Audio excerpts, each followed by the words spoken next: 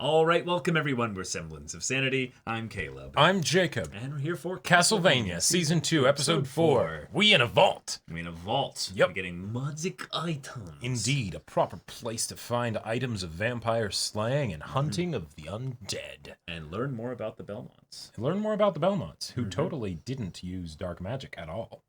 Not intentionally. Not intentionally, Not of they course. necessarily knew what they were dealing with. It was just Is it- passed down orally through the family line. Is it bad if they were using dark magic? Because the idea of killing people for using dark magic is maybe kind of fucked anyways, because, you know, it wasn't even necessarily what reliable. even is and dark magic? What Could even it just is be dark magic? technology that they didn't understand at the time. Why do you call it dark magic? What's the good magic? What's the regular magic? You know, like, are there classifications? What's going on? And did they close the door? Because there are some monsters probably on their way. They probably didn't close the They door. probably didn't close the door. To be fair, they had trouble opening it up. Protagonist mistake. Well, I mean, it would be bad. You know, don't ever close the door of a wardrobe when you're inside, right? Like, if they closed it and then they're like, shit, we can't get back out. Locks?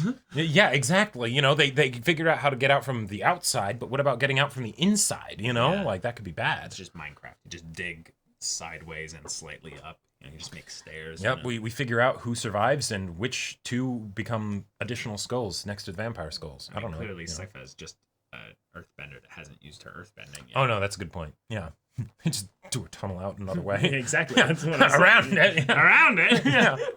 All right, y'all. Without further ado, let's get into this. Oh, Hey, shit. Godbrand's getting to actually have some fun. Godbrand is here! Gotta let the dog out of the house every once in a while to run around, you know? Yeah. Just hope. Yeah. Brave livestock! Wow. Look out! Godbrand! That's all I Oh, my poor boy! He's like, I remember the good days. Oh, no, that's not fair. Damn it all, that bloody woman is right. Some things must be done. You don't know? I don't know. This is your house. It's like, it's a big vault. You know. Do you know everything in your house? I don't have a house. It was rhetorical. Rhetorical house that she doesn't have, Just tell me what it is. It was a magic mirror. also known as distance mirrors. Oh. Some of them even allow matter to pass through them, but Oh, shit. A waypoint. I understand the Belmont now, but Trevor doesn't sound very local. Yeah, that's true. It's, yeah. So the story goes, a Celt rode out here with Leon back in the day, and his name was Trefor. Treffy? Oh my god, You are Treffy now. don't. Why would I go against his wishes? Dracula has failed his own people. He believes that he fell Treachery in is love afoot. with a human Yeah. woman. He took a pet. Not once did he move to protect her. Not once did he consider making her a vampire and bringing her into our community. You are loyal to Dracula and the Night World, aren't you? But on some level, he considers us less important than the brief life of a mistreated pet. And now he has taken us to war. Should this war be prosecuted by a confused man? I don't know. It's like he's picking up the pace to try and separate himself from her. Yeah. You threw in your lot with us because it was your path to greatness and joy. But your loyalty counts for nothing when a man who has decreed death to all humans, yet would not make his love a vampire. You just have to answer one question for me. And what's that? Are you prepared to abandon Dracula to win the war? The castle must land at Brayla, Hector. Why? Because I wish it. The castle lands in Brayla, going forward to control and surround the human race.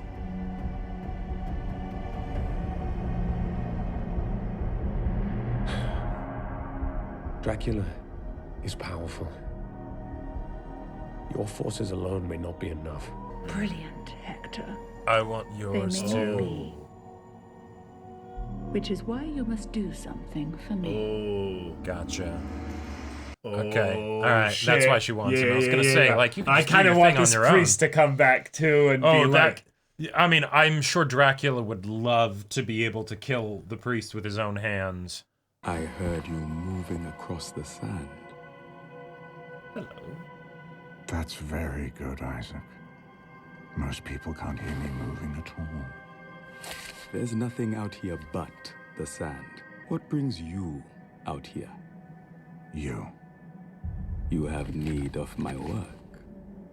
Invite me across your threshold, Isaac. I was being hunted by brigand magicians who wanted to kill me. Cut me up and sell my parts to other magicians. Someone like Very me Varys, you in know, parts from of the world. Game of Thrones. A rich supply of ingredients for potions, spells, and even aphrodisiacs. The human race has betrayed me for one final time, and they must be punished. War, then? You need an army of the night? Do you remember my first words to you? Yes. Indulge me, Master yeah. Dracula, Since I said my words, so that you I say may yours. know you are still Yeah, my friend. You said, I have no fear of death. It always sounded peaceful to me. I will be loyal to the end and beyond. Okay. Let us begin. Cool. So, a split even between The Hector and differences in- Isaac. Yeah, Hector and Isaac, yeah. Drinking fucking pig blood. Fuck! No! We are the generals of the court of Vlad Dracula Tepesh, and we deserve a proper fucking drink. They will never see us coming, and fuck them if they do. Tonight, we feed. Cool. Love it. Oh, that's so awesome. I love it. That is. Ah. So is that the Enochian language? Oh. Just making sure it still works before he goes through. Maybe he's predicting that they're gonna turn on him, and he's already setting up his way of escape. Yeah.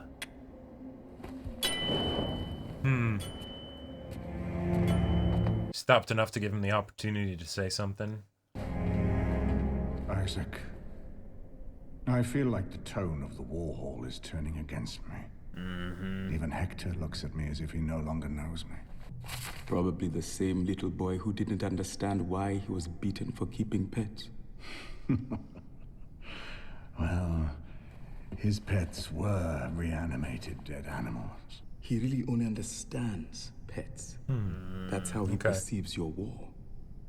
To cull humans back to a small population and then keep them in pens. He's a child in a man's body. That does make him easy to lie to. Wow. So it was a full lie. Yeah. No one has a right to your true beliefs. You've given me purpose and treated me with respect. A lie wouldn't change that. Wow. You are unique. You don't owe anybody anything. Oh, I love Isaac. You rarely come to my working place. He's gonna feed on How him can I so be that of he can service beat to the you, others. Master Dracula? He hasn't fed in a long time. He knows he's weak. He's Are gonna kill you him. still my friend? Yeah. And Isaac will be okay with it. Always. Wow. Yeah. Wow. Shit. Know that you may be alone. Oh, okay. Maybe not.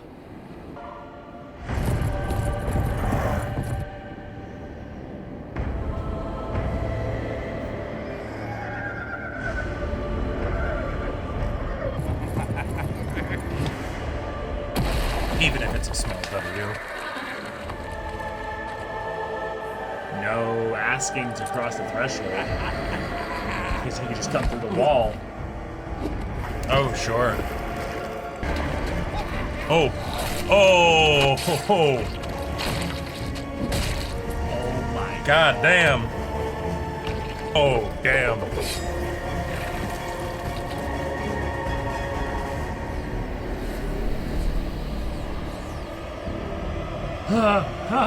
Okay. Oh, God. That was suitably terrifying. That was great. I loved it. Tired. Sleep then. bit lonely. My dusty old sheet is big enough for two. And nobody was ever lonely in this house. He says he's slept enough. He's still poking around your family's things with a look of faint disgust. It's lonely even when you're standing next to him. It's strange. He's intelligent, sometimes even witty in his way. And he's certainly half human. More than half human. He's a person in his own right. But it's like he's a cold spot in the room. It's not like your sadness. I'm not sad. Yes. Yeah, you are. Yeah. But I can shout at you or tease you and get a reaction that lets me know you're still in there. Am I really sad? All the time. You don't even notice it now. It's just how you are.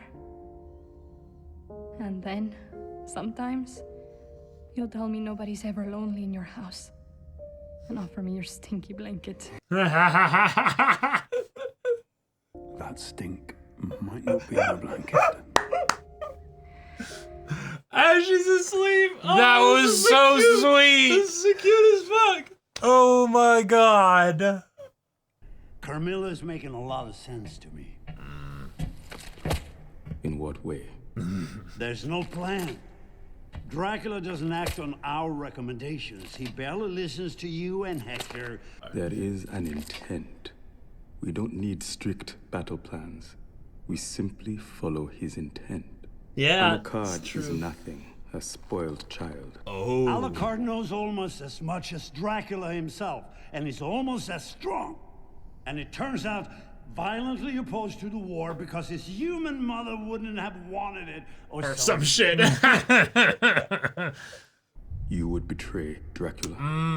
It's not betrayal unless the old man decides to be difficult about it. I see. Just opening his big mouth. Oh! Oh shit. Oh! Oh But a shit! human's not gonna outstrength the vampire, right? Like, No way. no shot. You just fed, right? Like, Oh my god! holy shit. Oh, he. Thank you for showing me the truth. No, not Godbrand. Well. Oh yeah. Oh No. yeah, I really liked him too, but that's how a vampire dies. God damn it.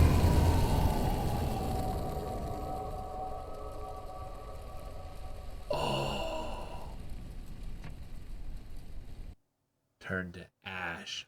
Problem What a is, crazy episode! that was a crazy That episode. was crazy. All right, F's in chat for Godbrand. You were a good man. You're a good man. Good vampire. In Like, some ways, I'm kind of was I'm the kind best of of glad us. it went down this way though, because I really would not want him to be responsible for the death of any of these two humans, Hector or Isaac. Right. I feel like Hector and Isaac are far more long-reaching potential characters, and obviously Godbrand fulfilled his role in the story here, but. Yeah, it's sad to see him go. Yeah. I like that we're already seeing the consequences of the intrigue, though, because Godbrand is a idiot. He only fights, fucks, or eats. Like that's what he does. and the thing is, in a lot of ways, he was the he was the reasonable one too. he was the reasonable one. He asked a question to Dracula, like, "Hey man, I'm all for this. I'm Right, loyal like- to you, but like, Yeah, like what are we I doing?" have concerns, you know, right? And so the like if there had been, now granted, he wouldn't be okay with what Dracula's actually after. Right. So it's natural that he would end up being the enemy at some point. But as far as like, you know, the people in Dracula's court, he would have been one of the easiest allies to get, right? Easy. Because like when he's going to them, like being like, "Hey, I got questions, I got concerns," he's saying, "Please address these, prove these not a problem for me, so that way I can go back to following you," right? Yeah, and all Dracula would have needed to do is basically just lie like he did to Hector. Right. And But lying's hard, you know. lying It's takes exhausting effort sometimes. because it basically reveals to you, not to the other person, just what kind of person you are. And Dracula Dracula's maybe in might be denial a bit. Might not be just in denial, but might be a little bit in a bit of suffering because of this. Right. And wants it all to end. Not just the human race, but Right. maybe even himself. Yep. Maybe he wants, in some ways, I loved the little bit of a line from Hector of the, I was never scared of death. I always found it peaceful. Or I think that was Isaac, right? Oh, did I say Hector? I meant Isaac. I meant Isaac. But that was a fantastic line. But the idea then that maybe Alucard at that moment remembered, meeting Isaac, then went back after his wife had died to be like, oh, I remembered what you said. Death does sound peaceful. But maybe all should die, not just humans. Maybe that's the point, is that Carmilla is starting to sense the thing of where it's like, no, the one person who should have lived, my wife, is dead. So I just think everyone should die. But I have to convince the vampires first to kill the humans for me. Yeah. But then I think by doing that, if you think about it logically, if there are no humans left, what do vampires eat? Pigs and other animals. And theoretically they could subsist. Like they could, but they would become a lesser version of themselves, and eventually they would die out. Right. It's something right. Even if it's be over with. And the thing is, even if they did survive, it would be a permanent wound on them, basically, that they would not recover from. So it makes sense that they would want to fight against this. I loved Carmilla's conversation with Hector. Oh, that was great. She brought up some great points. I loved how he was like trying to avoid it, but she kept like pressing the issue and stuff. The way she teleported through the shadows. Oh yeah, that was because you could see his pace was picking up. He was moving a little faster. He's like, no, I don't want to think about this. Right, and she's a vampire. She's powerful and stuff. She's in control of this conversation. So you can't leave it. Well, right, but also it's the cool dark overlord person who doesn't run anywhere. They don't even briskly walk. They slow walk, and the world moves around them, right? Or they teleport because they can just do that, right? So there you go. Right, exactly. It was a wonderful way to use like a not flashy kind of like effect, cool, right? But very rule of cool. So much rule of cool. And did a lot for me to also appreciate Carmilla, because up until now it had seemed like she was kind of more of just like the wants power, wants control, and things like that. And even if that's still the end goal, she is familiar enough and savvy enough to be able to get at the real reasons of why people would want to help her.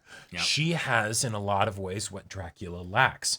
Even if it was a lie, if Dracula did half of the stuff that she was doing, being persuasive, not just thinking that you are owed a cult of personality, right? Because Dracula has history. He has time on his side. Yep. And plenty of experience that people have, either directly or indirectly being influenced by his decisions. Now, Carmilla enters the scene here, and she's playing basically the politician, earning allies, going around talking to everybody, finding out what they want, offering it, but basically saying, in order for you to get what you want, you have to give me what I want. Right. And she very clearly stated the parameters as to how the betrayal would happen. The coup would be simple. Dracula would send his forces out of the castle to go destroy Brela. Now, when that happens, that sets us up with a confrontation with the party. Awesome. Cool. Yep. Secondly, though, it leaves Dracula vulnerable to not necessarily just Carmilla, but also the party. Because if the forces leave, they could then be like, well, now, we attack now. And then they're dealing with the moral conundrum of, do we protect Brela or do we go and try to kill Dracula? And I get the feeling they'll try and protect Brela. But even then, if Carmilla has the number of them on her side, we've now seen what they can do. And I can very clearly see what you're trying to build up here, show. By having the generals go and showcase their frightening power, even on helpless humans, for instance. And even if it's just for like little bits of time, you know, like not much in the grand scheme of things. It's still something where we're introduced to them in action. Right, but thinking about what would happen if Dracula had to fight all, 7 of them? Yep. Or 6 now that Godbrand's gone? Right, in addition to any of their forces that they have with them. Like, because they would... Yeah. Like, you know, the soldiers loyal to me. Oh, okay. Okay, yeah. Dracula versus an army, I definitely want to see that. And that they sounds foreshadowed awesome. before the idea that Hector's reforged beings are subservient to him. Yep. Even though there's a little bit of a... Right, the thing did... little bit of an he interesting has to aspect bond of it. with them or whatever to truly, like, assume direct control and everything. Right. But, yeah. Oh, Yeah. this is juicy. This might be my favorite episode of the show so far. Yeah, so far. I think, like... This had quite a bit. Like, the conversations were so good, and there were so many of them. Like, in a, you know, regular length, you know, just 23-minute episode, and yet it's like, we had Camilla and Hector, we had Dracula and Isaac, Isaac and Godbrand. That was still Isaac a great... and Godbrand that was well. still a solid, good conversation and everything. Sypha and Trevor. Sypha I'm and sorry, Trevor. Treffy. Treffy, that's right. Yeah, Yes, that's right, yes. There was so much. That was so good, and I think that last conversation mentioned the Sypha and Treffy. That's probably my favorite. In some ways, I understand why it's your favorite, but I feel like it was more of Trevor listening to Sypha a little bit. That's true. Yeah, Trevor didn't someone say to too talk much to, during the you know? conversation. She needed someone to talk to. But I think the reason why I love that conversation and what it does for the show and the characters, because like a lot of the conversations that we had in this episode did a wonderful job of basically revealing more of the characters to us, the audience, right? Who they were exactly. You know, the Isaac conversation I feel like is a great example of that. Revealed right? a lot more of Isaac. We really understand who he is, and as the show goes on, I'm really appreciating how they're keeping Hector and Isaac's focus in separate episodes. Yes. Because one, we need to understand them very well, but also they're not necessarily a package deal, even though it seemed like they were introduced like that maybe. They're very different. Very different. But with the main cast, I feel like it's something where we haven't had as much reason to actually focus on them recently because there's not as much conflict happening there, right? They're doing basic like travelogue adventuring type stuff, getting gear, you know, and it's great. But like most of the conflict is happening at Dracula's castle. Yeah. Good conflict is happening there, so no problem with that, right? Right. But I still want to feel like I know these characters on a very deep level since they are the main cast, and eventually the conflict will probably revolve around them a lot more than the people of Dracula's castle, right? Right. You know, Godbrand is fucking dead.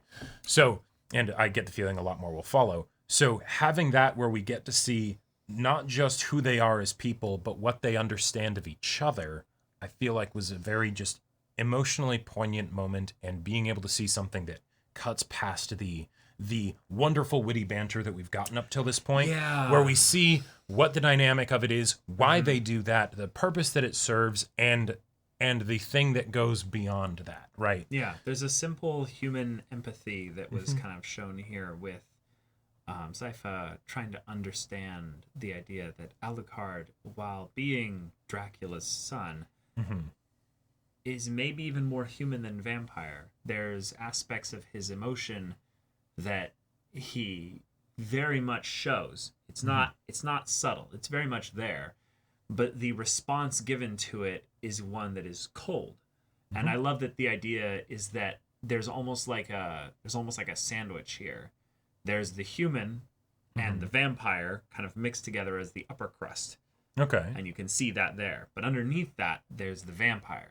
The cold shell, basically, protecting the hurt, broken human who had to, fight his father. Yeah. Lost his mother to humans. And now his father has gone on this mad vengeance spree. Oh yeah. And you're alone. You don't have anybody, really. You'd do a lot of brooding and sleepless nights if you know that was the kind of shit that you had to deal with. And so Sypha feels the conflict on the surface, the complexities from that and how those two areas mesh, but then she probably can't get past the inner vampire there that's protecting the boy, maybe Right. the child. He's got such a hardcore origin story that like it's, you know, it's a force of its own, right? And so instead you go to the other person who has, you know, still an outer shell that might be hard to get through, but you know, we see that she feels comfortable that she and confident that she can when she needs to, right? Yeah. Those little quips and jabs and things like that. It's just the checking in because she letting me know that you're there, right? Because she had the most functional upbringing of any of them by far, no contest, like a long shot, you know. Had maybe a very unique upbringing, right? Different, you know. Very few people would probably, relate to it, right? But it's very, very healthy and emotionally like strong, you know. Yeah, as far as we know thus far, she's got a pretty good head and heart, kind of balance of things here. Exactly. But I really like the way that this parallels with what they were setting up with Hector. Ooh. Hector and Alucard are both boys in adult bodies in some ways. Okay. And that's something that I see there. There's that coldness to Alucard, but it's potentially protecting the fragility. From the standpoint of his human side, he is old enough to be an adult. Right. From the standpoint of a vampire, he is a baby. He's a baby, Yeah. And then also with Hector, Hector is one that is holding on to this lie that he will not question, except he's starting to. Right. And all it takes really is just the slightest bit of vampire's, domino claw pushing, to just start a little bit of a crack in the ice there. Yep. So I'm excited for that. Speaking of cracks and vampire claws, though, aesthetics for the magic in this show are always and forever on point. It is so awesome. Like it's something where anytime magic and things of wonder and in some other world that's being made out of the imagination is being presented to us, the audience.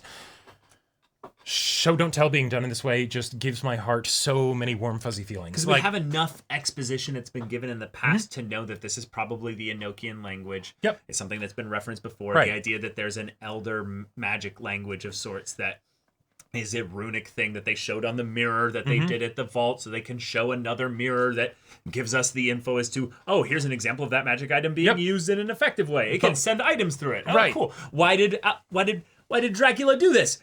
Who knows? But we don't need to fully understand it. Yes, I think the point you made is really good because that hadn't clued into me that like, oh yes, they just separated the exposition into a different part of the story so that then it wouldn't interrupt the atmosphere, the cadence of Dracula just going up to this thing, doing something mysterious and very cool, and some magic shit happens, and so it's just like we get to experience that uninterrupted. And I love that so much. And we don't need to have some big understanding of all the stuff in the world, right? It's just this one little thing that just helps, build up. Chekhov's cloak is over there. Right. Why was it a cloak? Was there someone else that was going to go get it? Is the cloak magical? Is he going to teleport to it when he needs to across the mirror? What's going on? Like I think you were right in that it is Dracula feeling the pressure and the potential for a betrayal and is setting up a plan B. Right. He's setting up something that he could potentially either teleport to or something else. I don't know. And I just want to say, because it didn't happen in the moment, and I'm glad it didn't. But if it ever comes to the point where Dracula is by himself, say in the castle, no humans are nearby, right? Other than, well, maybe Isaac. Hector is off somewhere else, or like he can't get to him because they're fighting or something. That would be so kick-ass, badass, awesome as like a way to go out. If Isaac is like, I could help Dracula fight, but I'm actually going to let him feed on me. And then Dracula proceeds to kick the asses of everybody else.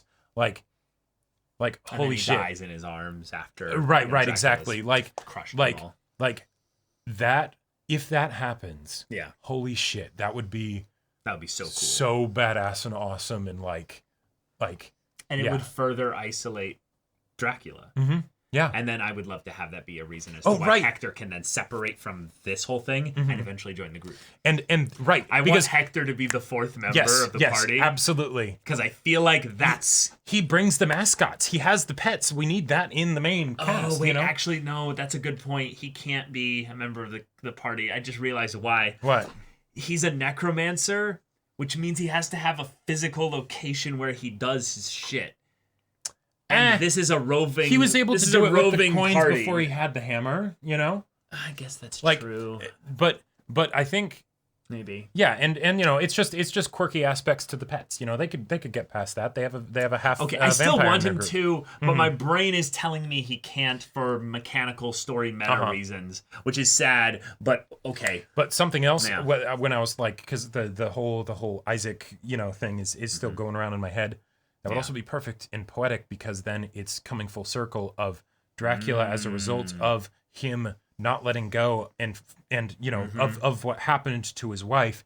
The one other person that is still actually like loyal to him through anything, as a result of that, they are also taken away from him. Yeah. Dying maybe not be a big deal because the whole conversation, right? To kill him. But he would have to kill him, right? It is as a result of his own actions that this person is taken away from him. Oh, look, the consequences of my actions? What? The fuck? Yeah. Although, I just have to say, your favorite conversation was the Sypha Trevor one. Mine is 100% Isaac and Dracula's. Yeah. That was I guess so this would have been their freaking second meeting. Yeah, because there were two conversations. There was the one in the present, and then there was the flashback. Yeah. Right, because this is a flashback.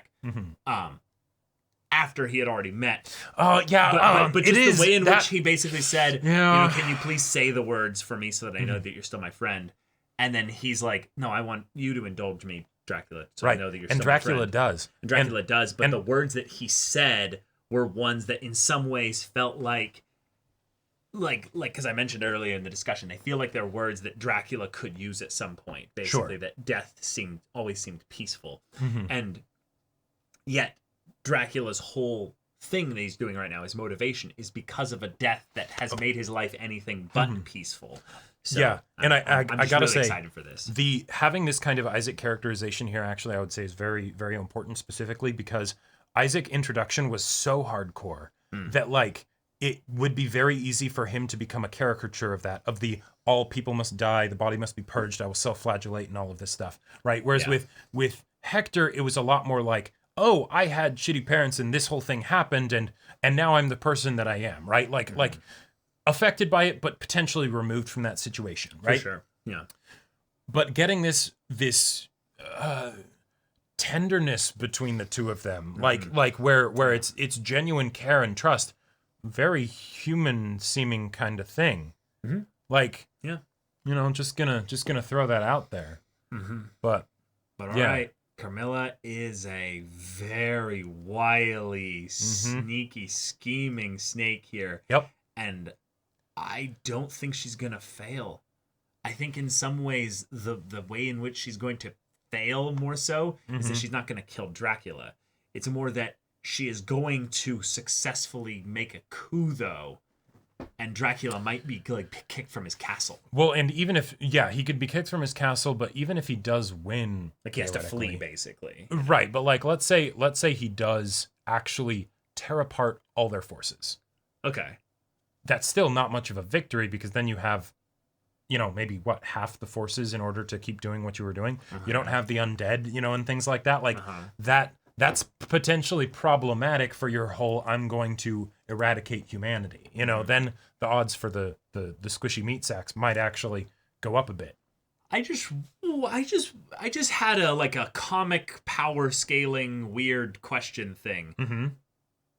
Does Hector's godbrand work on vampires? I feel like it shouldn't because one, if we saw with Godbrand, his body burned to ash, right? But two, if vampires are already dead, but how do you? Yeah. Twice baked potato, right, exactly. But I'm more thinking about just general healing at that point. I don't know. I guess at that point maybe it's redundant again because vampires regenerate through the process of blood being. To be fair, I think though we might need to rethink some of our preconceptions about vampires because I feel like a lot of these vampires might be very different from each other. Oh, sure. Because we saw that with the fighting, but also we saw something that I was shocked would actually happen. Mm-hmm. We saw a human beat a vampire in a contest of strength. Mm-hmm.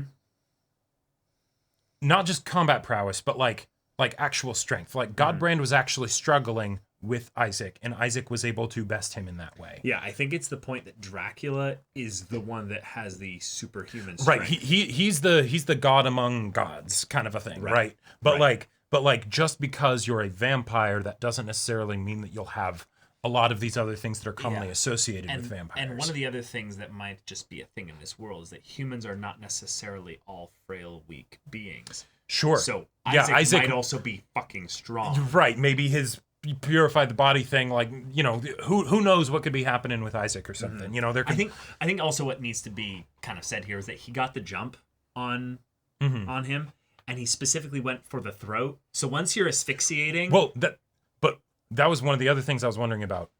Vampires don't breathe, right? Well, they might. Like they're dead.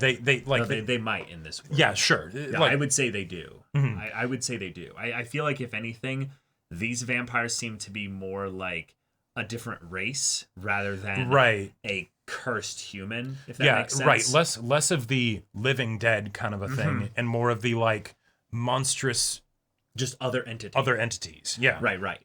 In the same way that this is something that could be gotten into, but whether or not vampires can reproduce without humans.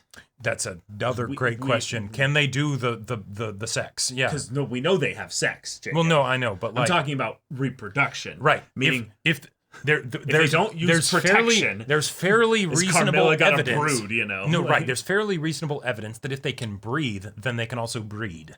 Because circulatory systems, respiratory things. Why not have the seeds then too? But yeah. But that's the thing. Mm-hmm. The only child of a vampire we know thus far was had with a human. That's true. So. Oh right, yeah. So of course they can breed, but like. Well, no, we know they can breed, but can they breed with each other? That's right. Yes, of course. Yeah, I would think they could, because if Dracula is able to have the seed, then you would think that we don't know. We don't know. That's the thing, because they might not be just another race of beings or another species. They are potentially, some mix of the two. So we'll have to see on that regard. Yeah. But okay. Rest in peace, Godbrand. Yep. 07. You were the best of us. I love you, and I'm sorry to see you go. Yeah, you were living life to the fullest, murdering and rampaging the countryside, and yep, that's right. Yeah. All right. Pillage in peace. Right. God, the fact that he was having a dream of the good old days, like that was such. I already loved Godbrand, but that was such a way for like my sympathies to go out to him, because now he's like, is this gonna be my life? Just bring me, fuck your eyes, bring me beer and blood. Getting the shits 24/7 because he only has pig's blood to feed on, like. Fuck, it's like that's no way to live. There's no way to live, yeah.